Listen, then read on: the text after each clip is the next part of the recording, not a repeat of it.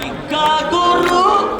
কইরা মোদের তৃতীয় শ্রেণী রাখিলা নীতির জোরে ওদের মায়ের খাওয়াইলা বেতন বৈষম্যের মস্ত দেওয়াল করিলা